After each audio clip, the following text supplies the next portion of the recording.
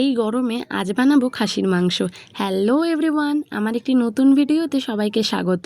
তো দেখতেই পাচ্ছ মাংসগুলো, তাতে নুন হলুদ আর দই মাখিয়ে রেখে দিলাম, ম্যারিনেট করে রেখে দিলাম। তারপর কড়াই বসিয়ে একে একে আলুগুলো সুন্দর করে লাল করে ভেজে নেবো। তারপর আলুগুলো ভাজা হয়ে গেলে পেঁয়াজ, গোটা জিরে, শুকনো লঙ্কা আর তেজপাতা দিয়ে দেবো। দিয়ে পেঁয়াজগুলো লাল হয়ে এলে একটু আদা রসুনের বাটা দিয়ে দেবো। তো আদা বাটাটা না আমাদের বাড়িতে প্রায় সময় থাকে, কিন্তু রসুন বাটাটা থাকে না, তাই জন্য ওই ঢাকনাতে একটু শিলনোড়াতেই বেটে নিয়েছি, আর শিল বার করিনি এই গরমে।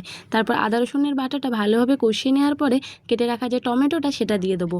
দিয়ে ভালোভাবে নাড়ি চাড়িয়ে নেব। তারপর যে ম্যারিনেট করে রাখা মাংসটা সেটা দিয়ে দেবো। দিয়ে একটু নাড়ি চাড়িয়ে নেওয়ার পরে সামান্য হলুদ দেবো, কারণ হলুদ দেওয়া আছে, নুনও দেওয়া রয়েছে। একটু লঙ্কা গুঁড়ো আর একটু জিরে ধনের গুঁড়ো দিয়ে ভালোভাবে কষাবো, ঢাকা দিয়ে 2-3 বার।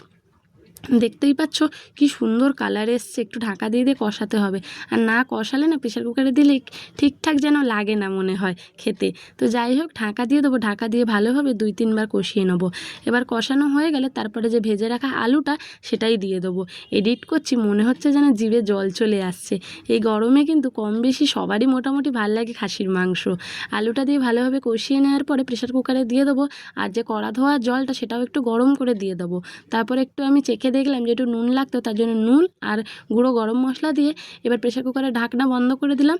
ঢাকনা বন্ধ করে 2-3টে সিটি, আমি 4টে মতো সিটি দিয়েছিলাম, দিয়ে বন্ধ করে রেখে দিলেই তৈরি আমাদের খাসির মাংস।